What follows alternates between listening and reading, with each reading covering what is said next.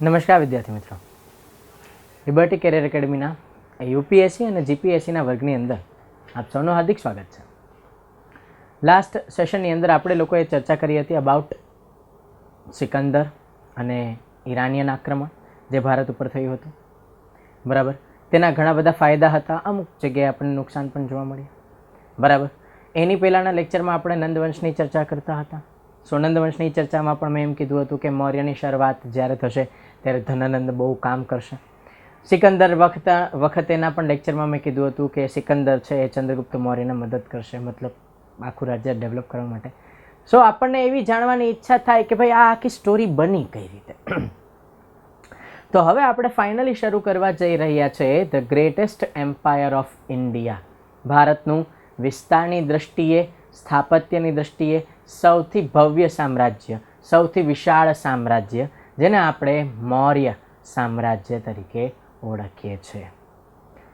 મૌર્ય સામ્રાજ્ય, બરાબર, તેના માટેનો સૌથી પહેલો પોઈન્ટ આપણને એ જાણવાનો થાય કે એમની સ્થાપત્ય કલા કેવી સ્ટ્રોંગ હતી. હવે તમે એમ કહેશો કે સાહેબ આપણે સ્થાપત્ય કલા થોડી ભણવાની છે, આપણે તો ઇતિહાસ ભણવાનો છે. 100%, પરંતુ ઇતિહાસ અને સ્થાપત્ય કલા એકબીજાના ભાઈઓ જ છે. બરાબર, તો હા, સ્થાપત્ય કલા એ તમે કલ્ચરના સેક્શનમાં ભણશો, પરંતુ અહીં હું તમને બે મહાન સ્થાપત્યો દર્શાવવા માગું છું કે જે બંને મહાન સ્થાપત્યો અત્યારે પણ ભારતમાં અસ્તિત્વમાં છે. અને એમાંનું આ એક જે સ્થાપત્ય છે જેને આપણે અશોકના સ્તંભ તરીકે ઓળખીએ છીએ, આ તો આપણું ભારતનું રાષ્ટ્રીય ચિહ્ન પણ છે. બરાબર, રાષ્ટ્રીય મુદ્રા કહી શકાય આને. રેડી? સો એ મૌર્ય સામ્રાજ્યના સમયમાં સમ્રાટ અશોકે બનાવ્યું. બીજું છે સારનાથનો સ્તૂપ.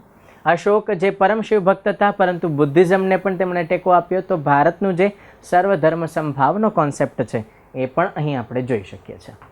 બરાબર, એઝ એ યુપીએસસી જીપીએસસીના કેન્ડિડેટ તરીકે જ્યારે પણ આપણે કોઈ પણ સમાજમાં જતા હોઈએ, કોઈ પણ વ્યક્તિઓ વિશે આપણે ચર્ચા કરતા હોય, તો આપણે સ્પષ્ટ કહી શકીએ કે ભારત એવો દેશ છે કે જેના મહાનતમ રાજા સમ્રાટ અશોક હતા. તેમણે સમગ્ર મૌર્ય સામ્રાજ્યમાં સૌ પ્રથમ વખત સેક્યુલરિઝમનો કોન્સેપ્ટ આપેલો હતો, ધર્મનિરપેક્ષતાનો કોન્સેપ્ટ આપેલો હતો. તેમણે સૌથી પહેલાં યુનિફોર્મ સિવિલ કોડ લાગુ પાડેલો હતો, ને એ પણ કંઈ જેવા તેવા પેજ ઉપર લખીને નહીં હો, બહુ બધા શિલાલેખો સ્તંભાલેખોની રચના કરી અને અત્યારના સમય સુધી તેમના કાયદાઓને આપણે ભણી શકીએ એવી રીતે તેમણે યુનિફોર્મ સિવિલ કોડ આપેલો હતો. બધા જ નાગરિકો માટે એક સમાન કાયદો. બરાબર, તો જેમ અમુક લોકો આપણને કહેતા હોય ને કે ભાઈ ભારતે તો વેસ્ટર્ન કન્ટ્રીઝ પાસે શીખવું જોઈએ અથવા ઈસ્ટર્ન કન્ટ્રીઝ પાસે શીખવું જોઈએ, આપણે કાંઈ શીખવાની જરૂર નથી ભાઈ. આપણે જો આપણા ઇતિહાસને સારી રીતે સમજી લઈએ, બરાબર, તો આપણને ઘણું બધું આવડી જશે. શું કામ? પ્રાચીન ભારત એ વિશ્વગુરુ હતું, તો એમને તો નહીં જ બન્યું હોય. તો એવા જ વિશ્વગુરુ જેવા ભારતનું એક આ મહાન સામ્રાજ્ય છે મૌર્ય સામ્રાજ્ય, તેની ચર્ચાની આપણે શરૂઆત કરીએ. શરૂઆત તેના રાજાઓના નામથી થશે ભાઈ. કયા કયા રાજાઓ છે? તો કે ચંદ્રગુપ્ત મૌર્ય, પછી આવશે બિંદુસાર, પછી છે અશોક, પછી છે દશરથ મૌર્ય, પછી સંપ્રાતિ મૌર્ય, પછી શાલિશુક, દેવવર્મન, શતધન્વા અને બૃહદ્રથ મૌર્ય. આટલા અલગ અલગ રાજાઓ છે. ઈસવીસન પૂર્વ 322ના વર્ષથી શરૂ કરી ઈસવીસન પૂર્વ 185ના વર્ષ સુધી મૌર્ય સામ્રાજ્ય આખું ચાલેલું જોવા મળે છે. બરાબર, હવે તો કે અર્થશાસ્ત્રનો એક સારામાં સારો શ્લોક, બરાબર, જે ખરેખર આપણા જેવા સિવિલ સર્વિસની તૈયારી કરનાર વિદ્યાર્થીઓ માટે 100% લાગુ પડે છે. શું છે શ્લોક? એકમ હન્યાત્રવા હન્યાદિશુઃ ક્ષિપ્તો ધનુષ્મતા પ્રાજ્ઞેન તુ મતિઃ ક્ષિપ્તા હન્યાદ્ર ભર્ગતા નપી. મતલબ શું છે? ચાણક્ય આ શ્લોકમાં એવું કહેવા માગે છે કે જે વ્યક્તિના હાથમાં ધનુષ બાણ છે, ધનુર્ધારી, બરાબર, એ ધનુષ બાણ ધરાવતા વ્યક્તિથી સંભવ છે કે એ જ્યારે તીર છોડે તો સામેવાળું ટાર્ગેટ એ મરી જાય પણ ખરી, ના પણ મરે. તીર એ સામેવાળાને લાગે પણ ખરી અથવા ના પણ લાગે, પરંતુ બુદ્ધિશાળી વ્યક્તિ દ્વારા કરવામાં આવેલું કાર્ય એટલું જબરજસ્ત હોય છે કે ગર્ભની અંદર રહેલા બાળકની પણ મૃત્યુ થઈ શકે છે. બુદ્ધિશાળી વ્યક્તિ ધારે બધું કરી શકે છે, અને બુદ્ધિશાળી વ્યક્તિ ધારે તો બાળકને જીવતું પણ રાખી શકે છે, જેનું એક્ઝામ્પલ ખુદ ચાણક્ય છે. શું છે જોશું હમણાં આપણે. બરાબર, સો આવું એક સરસ મજાનું આપણને શ્લોક જોવા મળ્યો કે તમે બુદ્ધિનો ઉપયોગ કરો તો ધારો એ ટાર્ગેટ અચીવ થઈ શકે છે. સિવિલ સર્વિસની પરીક્ષામાં હંમેશા આપણને આ એક પ્રશ્ન હશે કે હું પાસ થઈશ કે નહીં, આવી શંકા આવીએ જ રાખશે. શંકાનું સમાધાન શું છે? કર્મ કરીએ જા અને બુદ્ધિનો ઉપયોગ કરીએ જા, ટાર્ગેટ અચીવ થશે. બરાબર, વિશ્વાસ રાખવો પડે આપણે આપણી જાતની અંદર. બરાબર, આગળ વધીએ. ભાઈ સૌથી પહેલાં તો આપણને એક ક્વેશ્ચન થાય કે ભાઈ મૌર્ય સામ્રાજ્યની માહિતી આપણને કયા સ્ત્રોતમાંથી જાણવા મળે છે? રેફરન્સ કયા છે મૌર્ય સામ્રાજ્યના? તો ભાઈ સૌથી સારામાં સારો રેફરન્સ છે કૌટિલ્ય, ચાણક્ય, વિષ્ણુગુપ્ત સાહેબ દ્વારા બનાવેલું અર્થશાસ્ત્ર. બરાબર, જેમાં મૌર્ય પ્રશાસન અને અન્ય બધા વિષયોની ઉત્તમ માહિતી આપી છે. અર્થશાસ્ત્ર શબ્દનો મતલબ શું થાય? તો કે ભૌતિક સુખાકારીનું વિજ્ઞાન, અને તેમાં રાજ્ય વિજ્ઞાન, અર્થનીતિ, પ્રશાસન વ્યવસ્થા, કર વ્યવસ્થા, અધિકારી ગણની માહિતી, સૈન્ય વ્યવસ્થા જેવા વિષયોની ચર્ચા કરી છે. અર્થશાસ્ત્રનો મતલબ ખાલી ઇકોનોમિક્સની ચર્ચા નથી કરી, એમાં પોલિટી પણ છે, પબ્લિક એડમિનિસ્ટ્રેશન પણ છે, એથિક્સની પણ ચર્ચા કરી છે, સાથે સાથે હિસ્ટ્રીની પણ ચર્ચા કરી છે, ટેક્સેશન સિસ્ટમની ચર્ચા કરી છે, અલગ અલગ ઘણા બધા વિષયોની ચર્ચા છે. અર્થશાસ્ત્રમાં કુલ 15 પુસ્તકો છે. નોર્મલી આપણને એમ લાગતું હોય કે આ તો એક બુક હશે. નહીં, એક બુક નથી, 15 બુક્સ છે. જેમાં પહેલા 5 બુકની અંદર આંતરિક પ્રશાસન સંબંધિત વિષયોની ચર્ચા કરી છે. બીજી 8 બુક છે તેની અંદર ઇન્ટરનેશનલ રિલેશન, આંતરરાજ્ય સંબંધો, એમની ચર્ચા કરી છે. તમે ખુદ ઇમેજિન કરી શકો કે આજથી 2400 વર્ષ પહેલાં મહાન પંડિત ચાણક્ય એ ઇન્ટરનેશનલ રિલેશનના ફાયદા નુકસાન વિશે સમજાવે છે. એ એવું સમજાવે છે કે રાજાનું જીવન કેવું હોવું જોઈએ, રાજાની ફરજો કેવી હોવી જોઈએ, રાજા જ્યારે આપ ખુદ બને તો તેને કઈ રીતે હટાવી શકાય. આવા બધા વિષયોની ચર્ચા અહીં છે. ટેક્સેશન સિસ્ટમ માટે ચાણક્યનું સર્વોત્તમ વાક્ય છે, અને એ વાક્ય તો ખરેખર અત્યારે વિશ્વના બધા દેશોએ અપનાવવું જોઈએ કે ભાઈ શાસકે લોકો પાસેથી કેટલો ટેક્સ લેવો જોઈએ. આ ક્વેશ્ચન હંમેશા દરેક દેશના દરેક નાગરિકને થતો હશે કે શાસકોએ કેટલો ટેક્સ લેવો જોઈએ. તો ચાણક્ય એનો આન્સર 2400 વર્ષ પહેલાં આપીને ગયા, લેખિતમાં આપીને ગયા, એમની કે બોલીને, વિથ પ્રૂફ, કે જેવી રીતે એક મધમાખી એક ફૂલમાંથી રસ ચૂસે છે તેટલો જ કર શાસકે પોતાની પ્રજા પાસેથી લેવો જોઈએ. મધમાખી ફૂલમાંથી રસ ચૂસે છે, મધમાખીનું પેટ પણ ભરાઈ જાય છે અને ફૂલને નુકસાન પણ નથી પહોંચતું. તો અહીં શાસક વર્ગ પણ એટલો જ ટેક્સ લેતો હોવો જોઈએ જેથી પ્રજાને પણ નુકસાન ના પહોંચે અને શાસકનું પણ કાર્ય થઈ જાય. બરાબર. સો આવા મહાન પંડિત ચાણક્યનું પુસ્તક છે અર્થશાસ્ત્ર. અંતિમ 2 ભાગની અંદર અન્ય તમામ વિષયોની માહિતી આપેલી જોવા મળે છે. અર્થશાસ્ત્રના રચનાકાર વિષ્ણુગુપ્ત, જેમના બીજા 2 નામ છે કૌટિલ્ય અને ચાણક્ય, તેમણે કરેલી છે. ચાણક્યની સરખામણી ઇટલીના નિકોલો મેકિયાવેલી સાથે થતી જોવા મળે છે. મહાન રાજનીતિજ્ઞ હતા નિકોલો મેકિયાવેલી, જે ઇટલીમાં થઈ ગયા, તેમની સાથે ચાણક્યનું કમ્પેરિઝન થાય છે. બરાબર, ઓકે. પછી આર શ્યામ શાસ્ત્રી સાહેબ દ્વારા ઈસવીસન 1905ના વર્ષમાં અર્થશાસ્ત્ર પુસ્તકને ફરી શોધવામાં આવ્યું. બટ ઓબ્વિયસ છે 11મી 12મી સદીમાં જે ભારત ઉપર મુસ્લિમ આક્રમણ થયા અને ભારતની જે વિશ્વવિદ્યાલય, જે યુનિવર્સિટીઝ હતી તે તૂટી ગઈ અને પરિણામ સ્વરૂપે બહુ બધા પુસ્તકો બળીને સાફ થઈ ગયા હતા. પરંતુ અમુક પુસ્તકોની કોપીઝ બચેલી હતી જે લોકોએ ખાનગીમાં ક્યાંક ને ક્યાંક છુપાડી રાખેલી હતી. તો આવી રીતે અર્થશાસ્ત્ર પણ હતું અને 1905માં આર શ્યામ શાસ્ત્રી સાહેબે તેને શોધી લીધું, જે પાંડુલિપિ સ્વરૂપે પ્રાપ્ત થયેલું છે. બરાબર. આ પુસ્તકમાં રાજાનું જીવન અને તેના કર્તવ્ય, ઉત્તમ પ્રકારની પ્રશાસન વ્યવસ્થા કઈ રીતે ચલાવી શકાય, ક્યારે યુદ્ધ કરાય, ક્યારે કૂટનીતિનો ઉપયોગ કરાય, ક્યારે રાજનીતિનો ઉપયોગ કરાય, મુત્સદગીરી, યુદ્ધની વિવિધ કલાઓ. બરાબર. આપણે નથી બાહુબલીમાં જોયું ત્રિશુલ વ્યૂહ, બરાબર, પછી મહાભારતમાં ચક્ર વ્યૂહ, ગરુડ વ્યૂહ, બરાબર, એ બધા વ્યૂહ આની અંદર પણ આપેલા છે. પ્રશાસનિક કાયદાઓની માહિતી, કેદીઓ સાથે કેવો વ્યવહાર કરવો જોઈએ એ પણ કીધું છે. ટેક્સેશન સિસ્ટમ, કર વ્યવસ્થા આપી છે. સિંચાઈ પદ્ધતિ, ખેતી, ખાણ ખનિજ કાર્ય, બધાની ચર્ચા કરી છે. કિલ્લો કઈ રીતે બનાવવો, કિલ્લેબંધી કેમ કરવી એની ચર્ચા કરી છે. બરાબર. વેપારનું ઉત્પાદન કઈ રીતે કરવું, બરાબર, મતલબ વેપાર કઈ રીતે વધારવો, કઈ રીતે ઘટાડવો, ઉત્પાદન ક્યારે વધારવું, ક્યારે ઘટાડવું, એની ચર્ચા કરી છે. જાસૂસી વિભાગની પણ ચર્ચા કરી છે કે સ્પાય નેટવર્કને કઈ રીતે ડેવલપ કરી શકાય અને સ્પાય નેટવર્ક ઉપર કંટ્રોલ પણ કેમ રાખી શકાય. કારણ કે સ્પાય નેટવર્ક ઉપર જો કંટ્રોલ નહીં હોય તો ખતમ, કારણ કે તો પછી ગુપ્તચરો એ પોતાના હાથમાં જ શાસન લઈ શકે એવા શક્તિશાળી બની જાય. બરાબર. સો એ બધી જ માહિતી આપણને અર્થશાસ્ત્રમાં જોવા મળે છે. ચાણક્ય તેવા વિષયો જે ખૂબ વિવાદાસ્પદ છે તેના વિશે પણ સમજાવે છે. ઉદાહરણ તરીકે, કેવા સંજોગોમાં તમે પરિવારના સભ્યોની હત્યા કરી શકો. બરાબર. જેટલા પણ વિદ્યાર્થીઓ સિરિયસલી એવો વિચાર કરે છે કે મારે એક અધિકારી બનવું છે, તો ખાસ ધ્યાન રાખજો, જ્યારે પણ તમે ગમે તે પોસ્ટ, ચાહે તે ક્લાસ 3ની હોય કે ક્લાસ 1ની હોય, ગમે તે પોસ્ટ ઉપર તમે જ્યારે અપોઇન્ટ થશો ત્યારે તમે એક સિગ્નેચર કરશો તમારા જોઈનિંગ લેટર ઉપર. એમાં સ્પષ્ટ લખેલું હશે કે સરકારી કાર્યો અથવા તમારા કાર્યોની માહિતી તમારા સુધી ગુપ્ત રહેવી જોઈએ, તમારા પરિવારના સભ્યો સુધી ના પહોંચવી જોઈએ, કે કોઈ પણ અન્ય વ્યક્તિ પાસે ના પહોંચવી જોઈએ.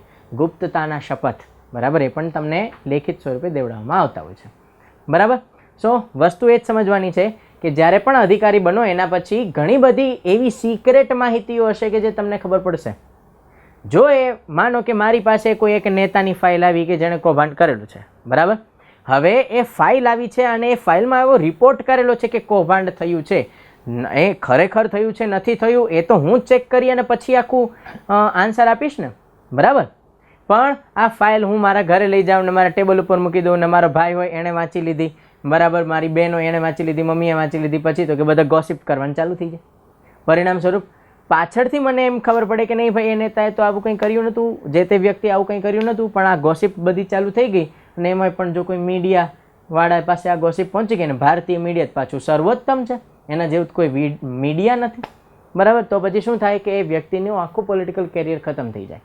એક વ્યક્તિનું નુકસાન પહોંચે એ પણ ખોટું છે, દેશને નુકસાન પહોંચે એ પણ ખોટું છે. તો આવા સંજોગોમાં ઘણી બધી વખત આપણે પરિવાર સામે કડક પગલાં લેવા પડે. રેડી? તો યસ, અહીં ચાણક્ય આપણને એ બધી બાબતોની માહિતી આપે છે કે કેવા સંજોગોમાં તમે તમારા પરિવારના લોકોને પણ મારી શકો છો. ઓકે.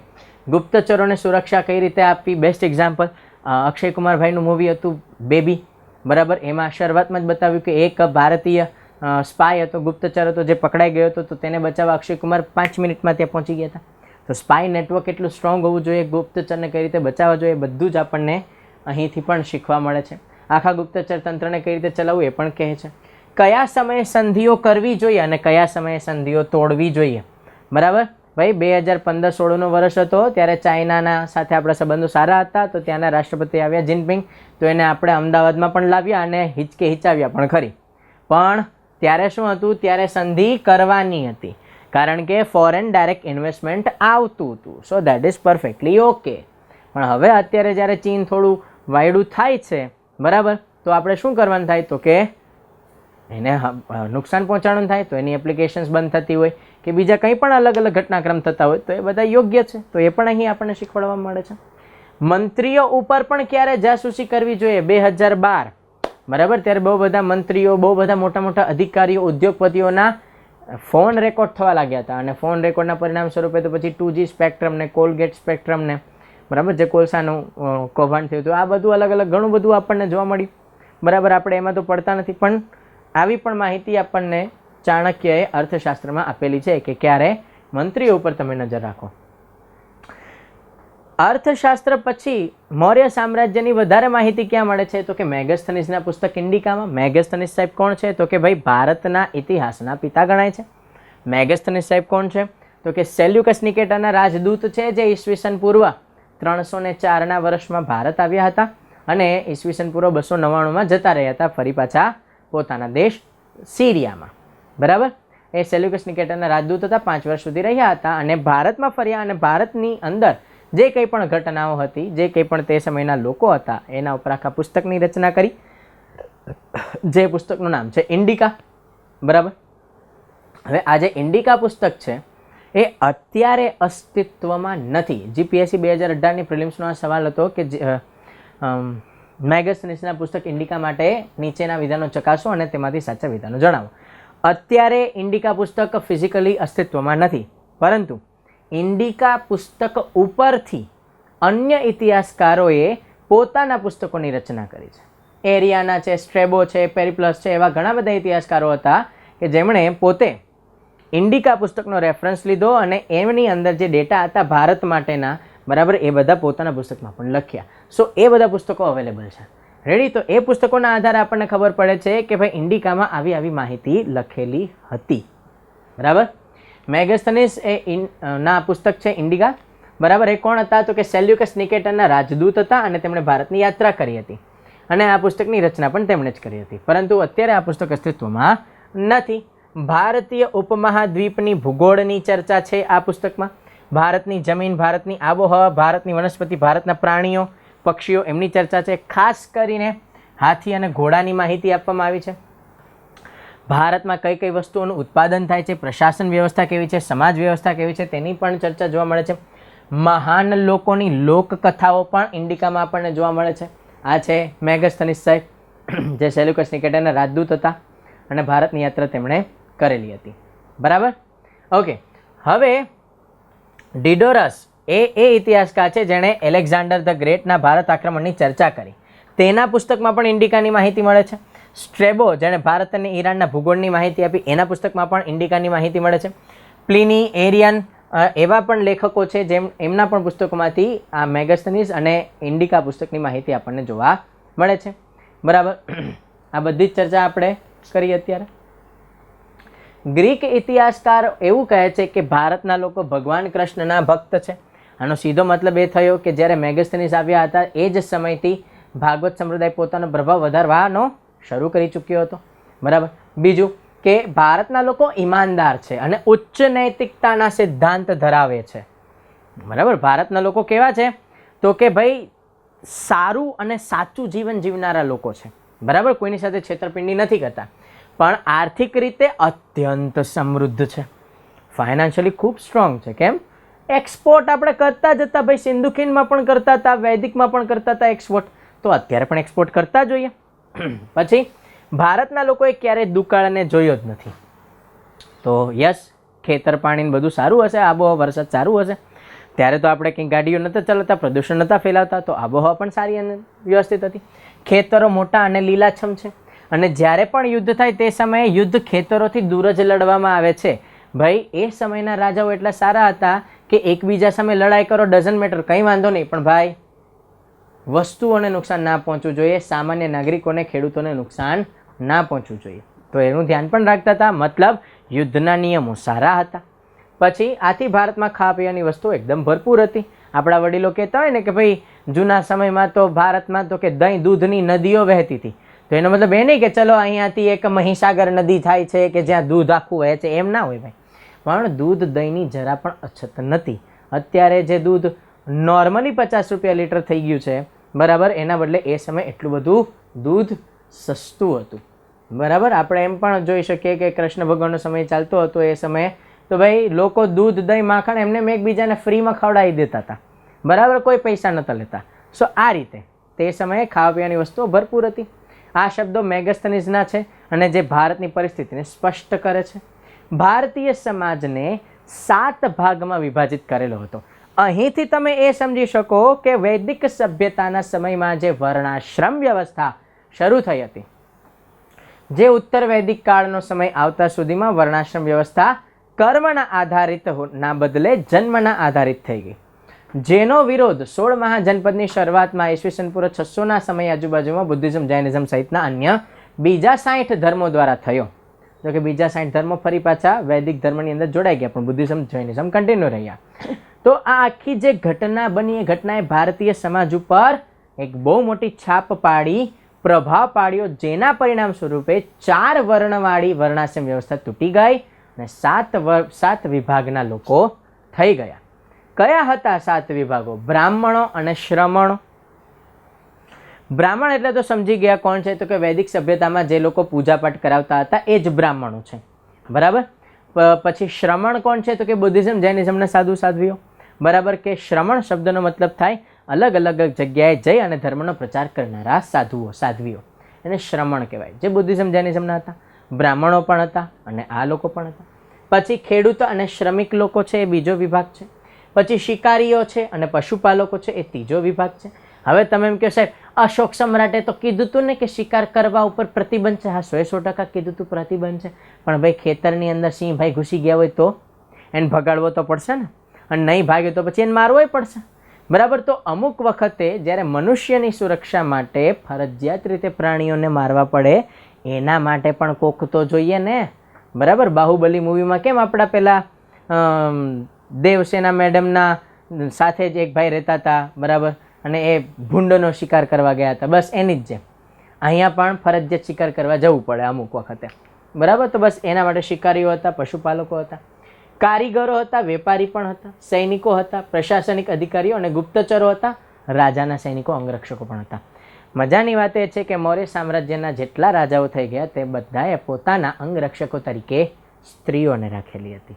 આનો સીધો મતલબ એ થયો કે સ્ત્રીઓને એક સમાન અધિકાર મળેલો છે, બધા પ્રકારની છૂટછાટ છે જ તેમને, કોઈ અન્ય સ્ત્રીઓ સાથે નથી થતો, બરાબર. નોર્મલી અંગ્રેજોએ આપણા ભારતની અંદર અમુક એવા બાબતો પોતે 150-200 વર્ષથી એમ બેસાડીને ગયા કે ભાઈ પ્રાચીન ભારતમાં તો સ્ત્રીઓ સાથે અન્યાય થતો તો આમ થતું હતું તેમ થતું, ભાઈ કાંઈ નહોતું થતું.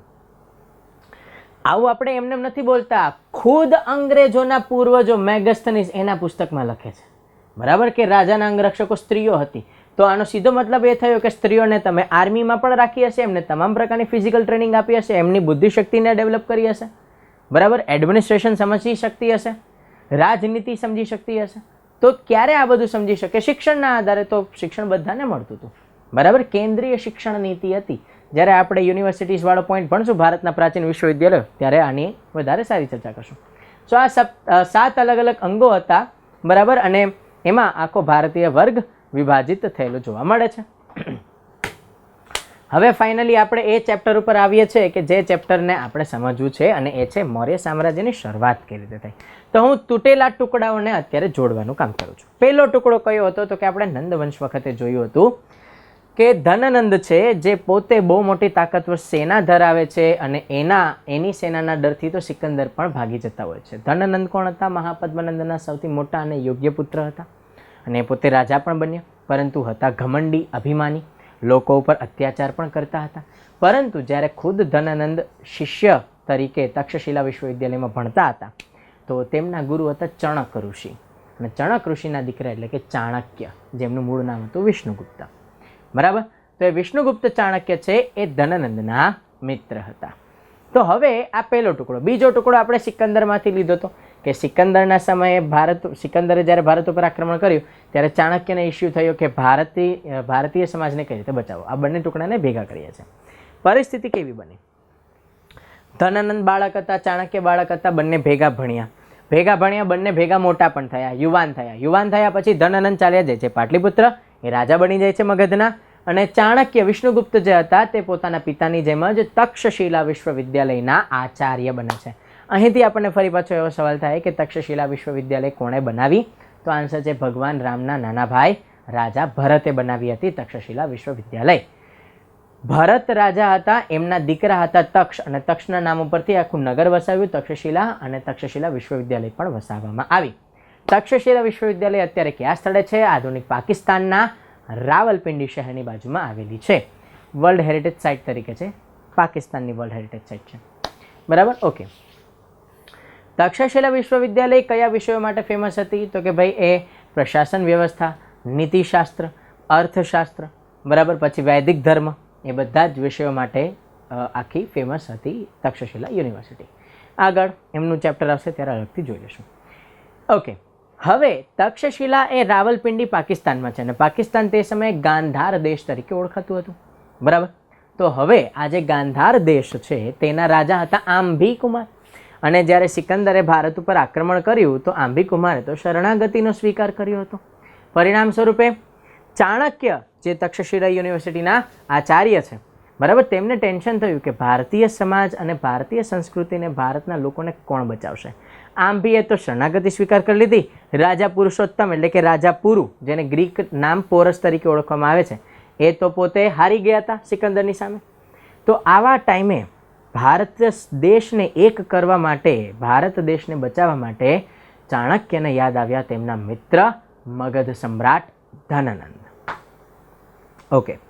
ધનનંદ જ્યારે જાય છે, ચાણક્ય જ્યારે ધનનંદને મળવા જાય છે તક્ષશિલાથી પાટલીપુત્ર, ત્યારે તે જોવે છે કે જેમ જેમ મગધના વિસ્તારમાં તે આવે છે તેમ તેમ અધિકારીઓ એ સામાન્ય લોકોને હેરાન કરે છે, લૂંટફાટ કરતા હોય છે અધિકારીઓ, પશુધન લઈ જાય, સોનું ચાંદી લઈ જાય, એવું થતું જોવા મળ્યું.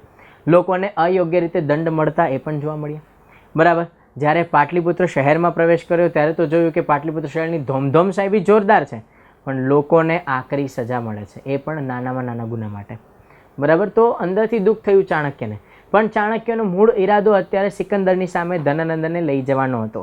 એટલે જ્યારે ધનનંદ અને ચાણક્ય ભેગા થયા તો ચાણક્ય અભિવાદન કરે છે ધનનંદનું, ધનનંદ પણ સામે અભિવાદન કરે છે, બંને એકબીજાનું સ્વાગત કરે છે. પછી ધનનંદ છે એ ચાણક્યને બેસાડે છે કે ભાઈ મિત્ર છે, મહાન આચાર્ય છે. પછી ભોજનની વ્યવસ્થા થઈ, બંને જણાએ ભોજન કરી લીધું. પછી ધનનંદે પૂછ્યું કે બોલો બોલો ચાણક્યભાઈ, બહુ લાંબા સમય દેખાયા તમે તો, શું કામ છે તમારે? ચાણક્યએ એવું કીધું કે ભાઈ અત્યારે ભારતના ઉત્તર પશ્ચિમ સીમા વિસ્તારમાં યવન આક્રમણ થયું છે. યવન ધેટ ઇઝ વિદેશી આક્રમણ. તો તમે આવો અને ભારતને બચાવો. તો ધનનંદે પૂછ્યું કોનું આક્રમણ થયું છે? તો કે મેસિડોનિયા અથવા મકદુનિયા, જે આધુનિક ગ્રીસ છે, ત્યાંના રાજા છે એલેક્ઝાન્ડર, બરાબર, જેને સિકંદર તરીકે પણ ઓળખવામાં આવતા હતા, બરાબર, એમનું આક્રમણ થયું છે. તો ધનનંદ કે થયું હશે, મગધ ઉપર ક્યાં થયું છે કે હું ચિંતા કરું? ચાણક્યએ એવું કીધું કે હા, મગધ ઉપર આક્રમણ નથી થયું, એ વાત સાચી છે, પરંતુ તક્ષશિલા એ પણ એમનું થઈ ચૂક્યું છે, ગાંધાર કામોજ એમના થઈ ચૂક્યા છે, રાજા પુરુષોત્તમ પણ હારી ગયા છે, તો એમનું પંજાબવાળું રાજ્ય પણ સિકંદરનું થઈ ચૂક્યું છે, અને હવે તમારી બોર્ડર જ છે. માન્યું કે તમારી પાસે બહુ મોટી તાકતવર સેના છે, પરંતુ સિકંદર પણ જેવડો તેવડો રાજા નથી. એ તો પોતે યુરોપથી શરૂ કરી અને ભારતના પંજાબ વિસ્તાર સુધીનો આવડો મોટો રાજા છે. એટલે હવે તમને ક્વેશ્ચન થાય કે એ સમય વર્લ્ડ મેપ હતો? હા, એ સમય પણ વર્લ્ડ મેપ હતો, કારણ કે એના આધારે તો વેપાર ચાલતો હતો. બરાબર. તો ચાણક્યને પણ એની ખબર હતી કે વિશ્વ કેવડું મોટું છે. બરાબર. ચલો આગળ વધીએ. પણ ધનનંદ છે તે ઓવર કોન્ફિડન્સમાં છે કે ભાઈ મગધ ઉપર તો ક્યારે કોઈ આક્રમણ કરે જ નહીં, મરવું છે કે આક્રમણ કરે મગધ ઉપર? બરાબર. તેમ છતાં ચાણક્ય કહે છે કે તમે લડો અને જીતી જાઓ તો વધારે સારું, ભારતીય સમાજ, ભારતના લોકો બચી જશે. અને એ વિસ્તાર ઉત્તર પશ્ચિમ વિસ્તારમાં નાના મોટા ગણરાજ્યો છે, બધા પોતપોતા અંદરો અંદર પણ યુદ્ધ કરે છે, તો એ બધા પણ તમારા એક છત્રી શાસનમાં આવી જાય તો એ લોકો પણ શાંતિથી રહી શકે. પણ ધનનંદ એ આળસપ્રિય અને પ્રમાદી રાજા હતા, પરિણામ સ્વરૂપે એ ભાઈ સાહેબ માનતા જ નથી. ચાણક્ય એ 2-3 વખત તેમને સમજાવવાનો પ્રયત્ન કરે છે, પણ જ્યારે ધનનંદ માન્યા નહીં ત્યારે ધનનંદ ગુસ્સે થઈ ગયા અને ચાણક્યનું અપમાન કર્યું ભર દરબારમાં. અને તે સમયે ચાણક્ય જે હતા તેમણે પ્રતિજ્ઞા લીધી કે જ્યાં સુધી મગધ સામ્રાજ્યમાંથી નંદ વંશને સમાપ્ત નહીં કરું ત્યાં સુધી હું મારી શિખા બાંધીશ નહીં. હવે ચંદ્રગુપ્ત છે, ચાણક્ય સાહેબ છે એ તક્ષશિલા ફરી પાછા આવી જાય છે. જ્યારે તક્ષશિલા આવ્યા તો તેમને એક સારા સમાચાર મળ્યા કે ભાઈ ચલો સિકંદર છે એ તો ભારત છોડીને જતા રહ્યા છે, પરંતુ આપણે કહેતા તો કહેવાય ગયું કે હું મગધમાંથી નંદવંશને સમાપ્ત કરી નાખીશ. એટલીસ્ટ સિકંદર પાસે 40,000 સૈનિક તો હતા, અહીં તો 4 સૈનિકના વાંધા હતા ચાણક્યભાઈ પાસે. તો હવે ચાણક્ય પોતે પ્લાન બનાવે છે. ચાણક્ય પોતાના 2 શિષ્યોને બોલાવે છે. કયા 2 શિષ્યો? તો કે સૌથી પહેલા તો હતા રાજા પુરુષોત્તમ, રાજા પુરુ, જેનું ગ્રીક નામ પોરસ છે. રાજા પુરુને બોલાવ્યા અને કીધું કે ભાઈ આપણે મગધ ઉપર આક્રમણ કરવાનું છે. રાજા પુરુ કે સાહેબ 100% આપણે આક્રમણ કરીએ, એમાં જરાય ના નથી, પણ સાહેબ એક પ્રોબ્લેમ છે, મારી સેના નબળી છે અત્યારે. ઓલરેડી સિકંદર સામે લડ્યા હતા એટલે અમે નબળા પડી ગયા હતા, બરાબર. અને એની સામે મગધની સેના તો એટલી જ તાકાતવર છે કે સિકંદર એની સામે નથી ટકી શક્યા, એ ભાગી ગયા છે. તો મારે મારી સેના તાકાતવર બનાવવી પડશે, મારું રાજ્ય પણ નાનકડું છે તો મારે એને મોટું કરવું પડશે. હા, સિકંદરના જવાથી આપણી પાસે એ ચાન્સ છે કે આપણે આપણો રાજ્ય વિસ્તાર કરી શકીએ. તો ઉત્તર પશ્ચિમ ભારતમાં જેટલા નાના મોટા રાજ્યો છે તે બધાને હું જીતું છું, બરાબર. ત્યાં સુધી તો કે તમે અન્ય બધા લોકોને તૈયાર કરો કે જે ધનનંદના વિરોધી હોય, પછી આપણે એટેક કરશું. ચાણક્ય કે બરાબર છે. તો રાજા પુરુષોત્તમ જતા રહ્યા. હવે બીજા શિષ્યને બોલાવે છે. એ કોણ હતા? નંદવંશના ચેપ્ટરમાં મેં તમને કીધું હતું કે ધનનંદનો એક ભાઈ છે જેનું નામ હતું સર્વથા સિદ્ધ, બરાબર. તેમના પિતા મહાપદ્મનંદ, ધનનંદ અને સર્વથા સિદ્ધના પિતા મહાપદ્મનંદ જે હતા તેમણે સર્વથા સિદ્ધને પીપલીવન નેપાળનો વિસ્તાર આપેલો હતો કે ત્યાં તું શાસન કરજે, બરાબર. અમુક ઇતિહાસકાર લોકો એવું કહે છે કે ધનનંદને એક દાસી હતી જેનું નામ હતું મૂરા, અને મુરા દ્વારા ધનનંદને જે દીકરો થયો તે દીકરો એટલે ચંદ્રગુપ્ત મૌર્ય. બરાબર, આવું કહે છે પણ એ ખોટી માહિતી છે, ખોટી બાબત છે. શું કામ? હમણાં આપણે સાબિત કરીએ કઈ રીતે ખોટું છે. બરાબર, ઓકે. એકચ્યુઅલમાં શું હતું તો કે ભાઈ સર્વથા સિદ્ધ છે એ મુરા નામની એક સ્ત્રી સાથે લગ્ન કરે છે. મુરા જે સ્ત્રી હતી તે પીપલી વનના બહુ મોટા વેપારીની દીકરી હતી અને સર્વથા સિદ્ધ સાહેબને પસંદ પડી ગયા તો તેની સાથે લગ્ન કરી લીધા. બરાબર, અને પછી સર્વથા સિદ્ધ અને મુરાને ત્યાં ઈસવીસન પૂર્વ 345ના દિવસે એક બાળકનો જન્મ થયો. એ બાળક એટલે ચંદ્રગુપ્ત મૌર્ય. ઈસવીસન પૂર્વ 345 પીપલીવન આધુનિક નેપાળમાં ચંદ્રગુપ્ત મૌર્યનો જન્મ થયો. બરાબર, ઠીક છે. હવે તો કે ભાઈ એ ધીમે ધીમે મોટા થયા તો તેમને ભણવા માટે મોકલી દેવામાં આવ્યા. કયા સ્થળે? તક્ષશિલામાં. બરાબર, સર્વથા સિદ્ધ શું કરે છે? પોતાના વિસ્તારમાંથી ટેક્સ ઉઘરાવી અને ધનનંદને આપી દે છે. બરાબર, અને એનો જ દીકરો તક્ષશિલામાં ભણે છે. હવે તક્ષશિલા વિશ્વવિદ્યાલયની અંદર સવારના સમયે બધા વિદ્યાર્થીઓ ભણતા હોય, બપોરના સમયે જમી અને આરામ કરે અને સાંજના સમયે ફિઝિકલ એક્ટિવિટી કરે, મેદાનની રમતો રમે. તો એક વખત જ્યારે ચાણક્ય આ વિચારતા હતા કે હવે આપણે કઈ રીતે આગળ વધવું, બરાબર, ત્યાં એમણે જોયું કે એક બાળક છે કે એ બાળક પોતે ગેમ રમે છે. કેવી ગેમ રમે છે તો કે 2-5 બાળકોને ભેગા કર્યા, 2 બાળકોને કીધું તમે નીચે બેસી જાઓ ઘોડા બનીને, પછી પોતે એના ઉપર બેઠા. બરાબર, અને પછી બીજા બધા બાળકો આવે ને કે અમને આ પ્રોબ્લેમ છે, અમને આ પ્રોબ્લેમ છે, અને પછી આ જે બાળક હતો જે બેઠો હતો ઘોડા મતલબ બીજા 2 બાળકો ઉપર એનું સોલ્યુશન આપે છે. મતલબ રાજા જેવી ગેમ રમે છે, રાજા પ્રજા જેવી ગેમ રમે છે. ચાણક્ય હતા એને આ બાળક બહુ વધારે મહત્વાકાંક્ષી લાગ્યો તો એ બાળક ઉપર નાનપણથી જ ચાણક્યએ ધ્યાન આપેલું હતું. બરાબર, અને એ બાળક કોણ હતા તો કે આ ચંદ્રગુપ્ત મૌર્ય સાહેબ જ હતા. અને ચાણક્યએ તેમને બધા જ પ્રકારની વિવિધ કલાઓ શીખવાડી હતી, ચાહે યુદ્ધ કલા હોય, ચાહે અર્થકલા હોય, ચાહે રાજનીતિ કલા હોય, બધું શીખવાડ્યું હતું. એ જ ચંદ્રગુપ્ત મૌર્યને બોલાવવામાં આવે છે. બરાબર, ચાણક્ય બોલાવે છે અને કહે છે કે જો તમે મારો સાથ આપો તો હું તમને મગધના રાજા બનાવી દઉં. ચંદ્રગુપ્ત મૌર્ય કહે સાહેબ તમે એક કામ કરો, ગંગા નદીમાં જઈને પહેલાં પાણીથી મોઢું ધોઈ લ્યો. તમે ધનનંદને હરાવવાની વાત કરો છો? ખ્યાલ છે ને મારા પિતા પણ એમને ટેક્સ આપે છે. અમે એક અધિકારી તરીકે છે, અમે કંઈ મોટા કંઈ રાજા વાજા નથી. બરાબર, આવડી મોટી સેના જેની સામે સિકંદર જેવો સિકંદર ના ટકી શકે, હું કઈ રીતે હરાવું એને? બરાબર, ચાણક્ય કે ભાઈ તું થોડો શાંત થા, મારી પાસે પ્લાન છે, તું સાંભળ તો ખરી પ્લાન. ચંદ્રગુપ્ત કે બોલો શું છે તો કે સૌ પ્રથમ તમે ધનનંદની સેનામાં જોડાઈ જાઓ, પછી સામ દામ દંડ ભેદ બધી નીતિનો પ્રયોગ કરી અને સેનાપતિનું પદ પ્રાપ્ત કરો. તો આપણને એક ક્વેશ્ચન ફરી પાછો થાય, વોટ ઇઝ સામ દામ દંડ ભેદ? સામનો મતલબ સમજાવવું. બરાબર, કે ભાઈ કોઈ વ્યક્તિ આપણું કામ ના કરતો હોય તો તેને સમજાવે કે ભાઈ મારું કામ કરી દે, તારું સારું જ થવાનું છે. પછી છે દામ, તેમ છતાં કામ ના કરે તો ભાઈ કંઈક લેવડ દેવડ કર ને ભાઈ, સેટિંગ કર કંઈક. બરાબર, પછી આવે દંડ. બરાબર, મતલબ કામ કર બાકી પડશે ભાઠા. અને પછી આવે ભેદ. ભેદ મતલબ એની જ ગુપ્ત માહિતીઓ બધી પ્રાપ્ત કરી લેવી અને પછી બ્લેકમેલ કરવાનો કે કામ કરી દે બેટા, બાકી આ તારી ગુપ્ત માહિતી લીક કરી નાખીશ. બરાબર, આ તારા વિડીયો રેકોર્ડ છે અથવા તારી ટેપ ઉતારેલી છે, કોલમાં તું ભ્રષ્ટાચારની વાત કરતો તો એ મારી પાસે રેકોર્ડિંગ છે એવું બહાર પાડી દઈશ. બરાબર, સો એને ભેદ કહેવાય. બરાબર, તો આ સામ દામ દંડ ભેદની નીતિ અપનાવવાથી બધા કાર્ય થઈ શકે. બરાબર, સો ચંદ્રગુપ્ત મૌર્ય છે એ એવો વિચાર કરે છે કે ભાઈ એટલીસ્ટ આપણી ગવર્મેન્ટ જોબ તો પાકી થઈ ગઈ, સૈનિક બની ગયા તો પેન્શન આવી જશે આપણું ને આપણું જીવન સારી રીતે પસાર થશે. પછી જો લાગે કે વિદ્રોહ કરવા જેવું છે તો કરશું, બાકી નહીં કરીએ. બરાબર, અને આવું ખરેખર આની પહેલાં કોઈ કર્યું હતું? આ સચૈયસ કોણે? ખુદ મહાપદ્મનંદે.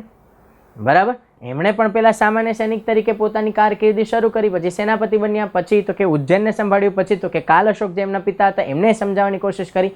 ના માન્યા પપ્પા તો ઉડાડી દીધા. ના ફક્ત કાલ અશોકને માર્યા પરંતુ એમના 22 પુત્રો હતા એમને પણ માર્યા. બરાબર, સો આ રીતે સ્ટેપ બાય સ્ટેપ એમણે પોતે રાજ્ય પ્રાપ્ત કરેલું જ હતું. બરાબર, તો આ પણ કહે છે કે ભાઈ તમે પણ આવી રીતે પ્રાપ્ત કરો. ચંદ્રગુપ્ત મૌર્ય કે ચલો ઠીક છે કરીએ. સો ફાઇનલી ઈસવીસન પૂર્વ 325ના વર્ષમાં ચંદ્રગુપ્ત મૌર્ય પોતે ધનનંદની સેનામાં જોડાઈ ગયા. એના પછી શું કર્યું તો કે બહુ સારું પરફોર્મન્સ આપી અને 2 વર્ષમાં સેનાપતિ બની ગયા. ઈસવીસન પૂર્વ 323નો જ્યારે સમય આવ્યો તે ટાઈમે ચંદ્રગુપ્ત મૌર્ય, ચાણક્ય અને રાજા પુરુષોત્તમ પુરુ એ બધાએ પોતાની સેના તૈયાર કરી અને એટેક કર્યો ધનનંદ ઉપર, પાટલીપુત્ર ઉપર.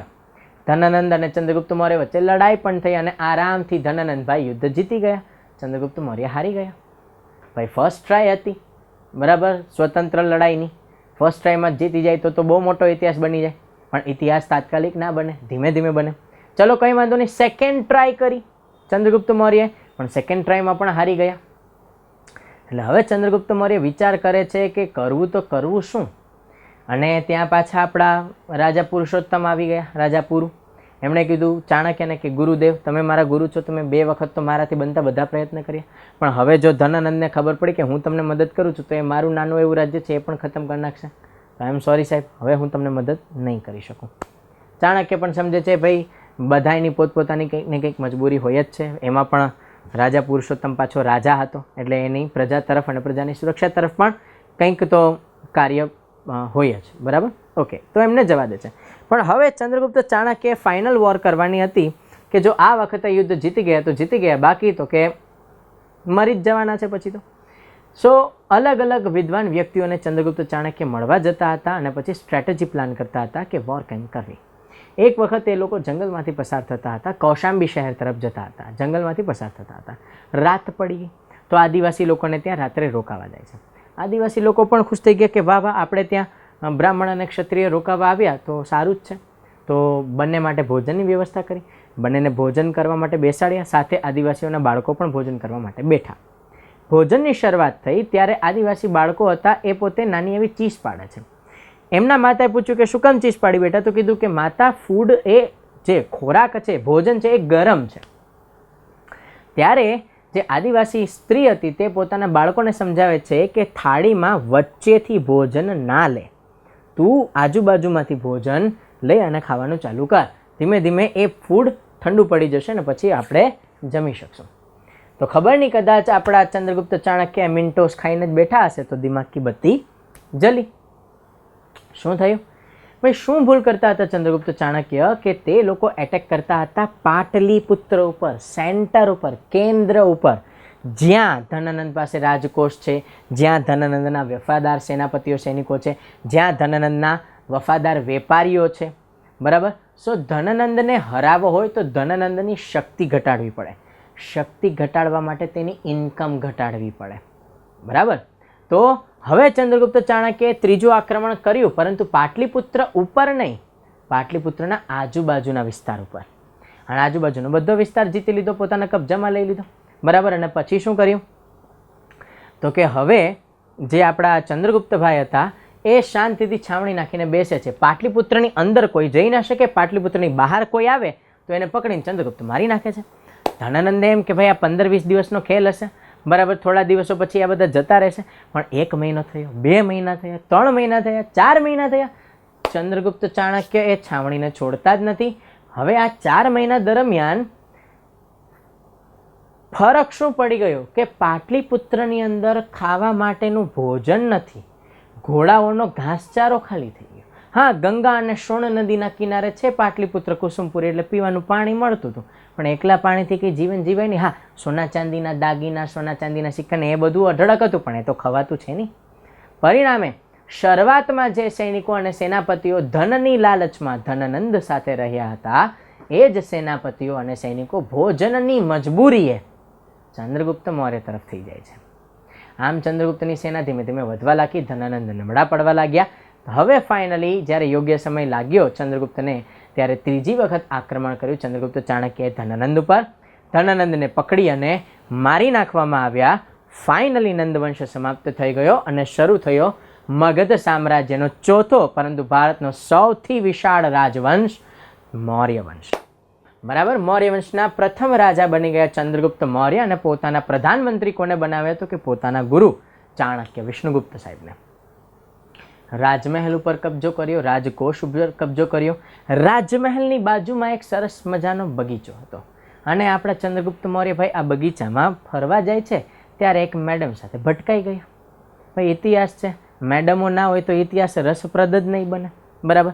સો હવે આ મેડમ કોણ હતા? તો કે આ મેડમનું નામ હતું દુર્ધરા. બરાબર. દુર્ધરા કોણ છે? ધનનંદના દીકરી છે. બરાબર. શું કામ પેલો મત ખોટો સાબિત થશે કે ભાઈ ધનનંદને એક દાસી હતી, દાસીનું નામ હતું મૂરા, અને મૂરાનો દીકરો એટલે ચંદ્રગુપ્ત મૌર્ય. બરાબર. એ શું કામ ખોટું થયું સાબિત? કારણ ચંદ્રગુપ્ત મૌર્ય હતા, એમને દુર્ધરા એકદમ પસંદ પડી ગયા, અને દુર્ધરા મેડમ પસંદ પડી ગયા તો ડાયરેક્ટ પ્રપોઝ કરી દીધું, વિલ યુ મેરી મી. હવે જો ખરેખર ચંદ્રગુપ્ત મૌર્ય ધનનંદનો સગ્ગો દીકરો હોય, બરાબર, તો દુર્ધરા શું થઈ જાય? તો કે ચંદ્રગુપ્ત મૌર્યની સગી બેન થઈ જાય. બરાબર. અને જો આજના સમયમાં આપણે ત્યાં બેન સાથે લગ્ન નથી થતા તો આ તો એન્શિયન્ટ ઇન્ડિયા હતું, બટ ઓબ્વિયસલી લગ્ન થાય જ નહીં. બરાબર. સો જે પેલો મત હતો કે ભાઈ ધનનંદનો દીકરો છે ચંદ્રગુપ્ત મૌર્ય, એ ખોટો સાબિત થાય છે. બરાબર. હા, ફરી પાછું એક તમને સ્પષ્ટીકરણ કરી દઉં, કારણ કે આમાં ઘણા બધા વિદ્યાર્થીઓ એવા પણ હશે કે જે પોતે સિરિયલ્સ જોતા હશે, અને એક સ્ટાર પ્લસ ઉપર એક સિરિયલ આવેલી હતી ચંદ્રનંદિની. તેમાં એમ બતાવે છે કે ચંદ્રગુપ્ત મૌર્યના વાઇફ કોણ હતા? તો કે નંદિની હતા. દુર્ધરા કોણ હતા? તો કે ધનનંદના બેન હતા. સિરિયલ ખોટી છે. બરાબર. હમણાં આપણે જોશું કે મૌર્ય સામ્રાજ્ય વિશેની માહિતી કયા કયા પુસ્તકોમાંથી મળે છે, કયા કયા શિલાલેખોમાંથી મળે છે. આ કોઈ પણ શિલાલેખ કે પુસ્તકોમાં નંદિની નામના કોઈ પણ પાત્રની ચર્ચા નથી. અત્યારે મેં જે તમને આખી સ્ટોરી સમજાવી, આ આખી સ્ટોરી આપણને મુદ્રા રાક્ષસમ પુસ્તકમાંથી પ્રાપ્ત થઈ છે, જે વિશાખ દત્ત સાહેબનું પુસ્તક છે. બરાબર. આ રીતે છે.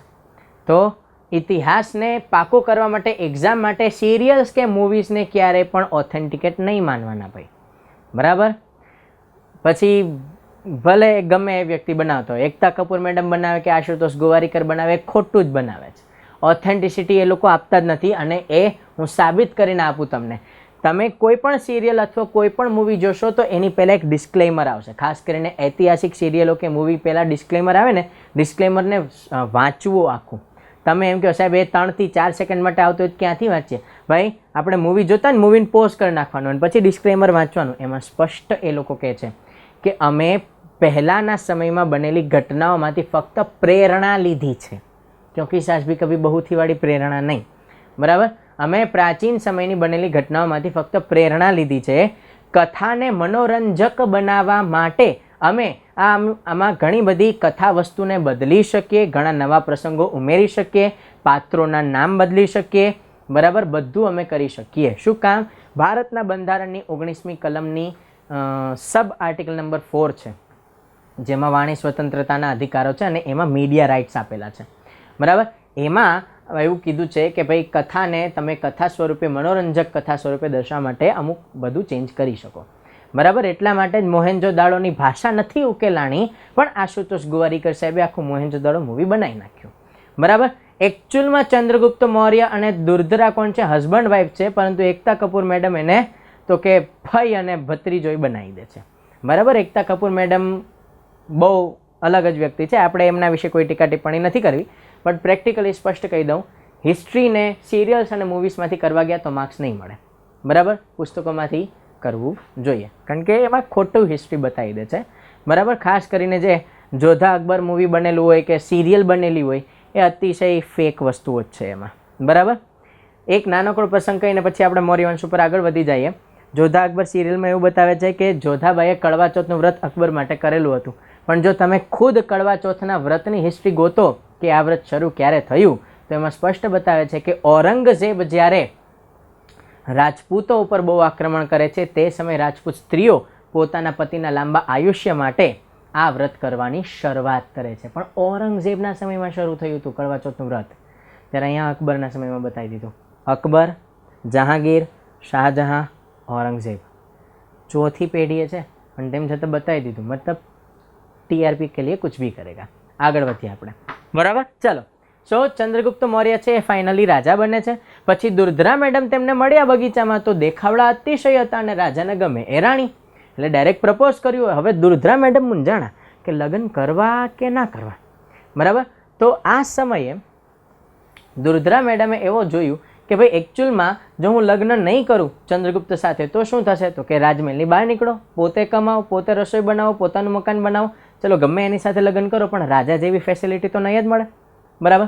અને પછી તો કે લગ્ન કરીએ તો શું થશે? તો કે રાણી બની જશું, અનલિમિટેડ શોપિંગ ફ્રી થઈ જશે. બરાબર. જે વસ્તુ જોતી હોય લઈ લો, કોઈ તમને રોકશે નહીં. અને આમે રાણી જે ઓર્ડર આપે એ તો રાજાએ પણ માનતા જ હોય છે, બરાબર, આમ પણ સીધી વાત છે. અને તો કે ભાઈ રાજમહેલમાં રહેવાનું, દાસ દાસીઓની સેવા, બધું વ્યવસ્થિત, મજાની લાઈફ.